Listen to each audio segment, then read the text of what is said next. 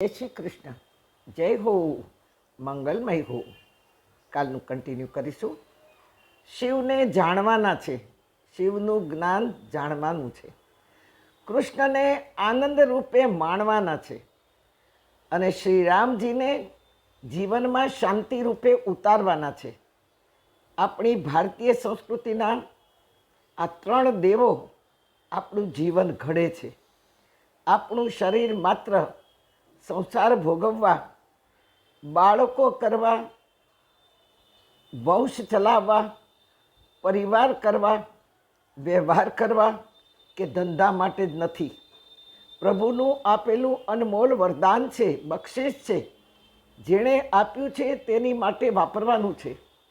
કોઈએ આપણને ગિફ્ટ આપી હોય તો એ આપણે લઈ તો લઈએ જ, કારણ કે વ્યવહાર રાખવાનો છે ને વ્યવહાર કરશું પછી.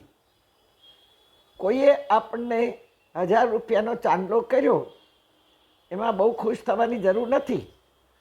એમણે આપણી દીકરીના લગ્નમાં 1000 રૂપિયો આપી અને થોડી રાહત કરી, પણ આવતી સાલ એની દીકરીના પણ લગ્ન છે, એટલે આપણે એ જ 1000 રૂપિયા પાછા આપી દેવા પડે.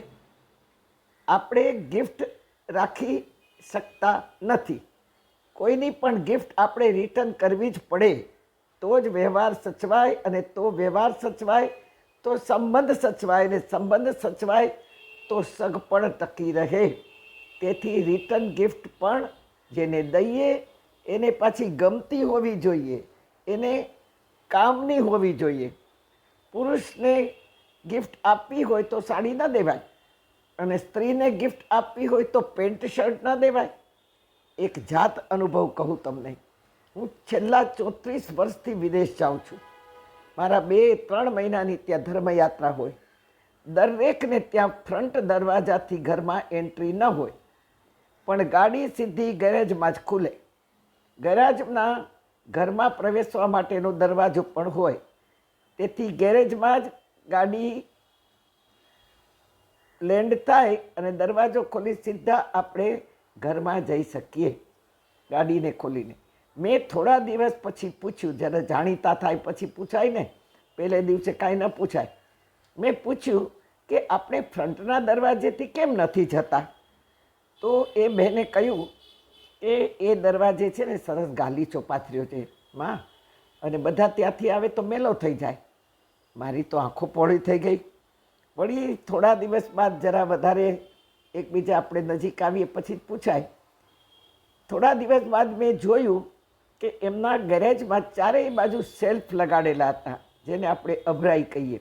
સુંદર સુંદર સેલ્ફ, આ ચારેય બાજુ સેલ્ફ, અને આપણે એને અભરાઈ કહીએ.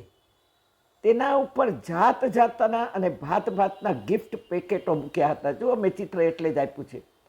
કોઈમાં ગ્રાઇન્ડર હતું. શું ખબર પડી ગ્રાઇન્ડર હતું? કારણ કે ગ્રાઇન્ડરનું મોટું ચિત્ર હતું બોક્સ ઉપર. કોઈમાં મિક્સચર હતું, કોઈમાં જ્યુસર હતું, કોઈમાં ટેબલ ફેન હતો, કોઈમાં કોર્નિંગ વેરના વાસણો હતા, કોઈમાં ક્રિસ્ટલ વાસણો હતા. જાત જાતના ગિફ્ટો. કોઈમાં ઇલેક્ટ્રોનિક સુંદર વસ્તુઓની લાઈન લાગી હતી. હા, વળી એમના ઘરમાં પણ સુંદર સુંદર વસ્તુઓ વપરાતી હતી.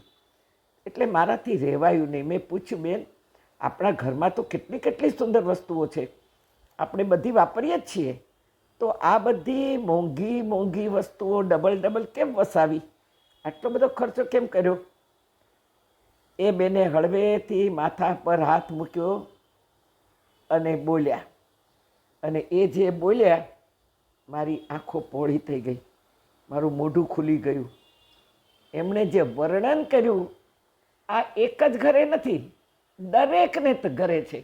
અને એમાં કોઈ હું દોષ નથી કાઢતી કે હું કોઈ ક્રિટિસાઇઝ નથી કરતી, પણ મને આ બધી બહેનોની વિચક્ષણ બુદ્ધિ ઉપર મને એમ થયું કે હું વારી વારી જાઉં. ખરેખર વારી જઈએ એવી સાયકોલોજી અને એવી વ્યવસ્થા, એવી ગોઠવણી, એવા વિચારો પાછા દરેક બેનમાં. જેને ઘરે હું ઉતરી હતી એક જ બેનનું આ કહેવાનું નહોતું. પછી તો મને ટેવ પડી ગઈ. મારે તો 8 દિવસ થાય અને બીજું ઘર બદલાય, 10 દિવસ થાય અને બીજું ગામ બદલાય. બીજું સ્ટેટ બદલાય, બીજું સિટી બદલાય, અને સિટી બદલાય એટલે ઘર બદલાય. દરેકને ત્યાં ગેરેજમાં આટલા સુંદર સુંદર પેકેટો મેં જોયા અને હું પૂછી બેઠી બધે